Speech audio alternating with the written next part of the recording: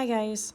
In this video, my husband came home from work and he had a coworker whose wife's birthday's coming up and she loves whales. So he had this idea in his head and he came home from work, kind of told me his vision, and so I drew up this whale tail. He told me he wanted pinks. The bottom glass is from a special limited edition Tiffany glass. It's really pretty pink.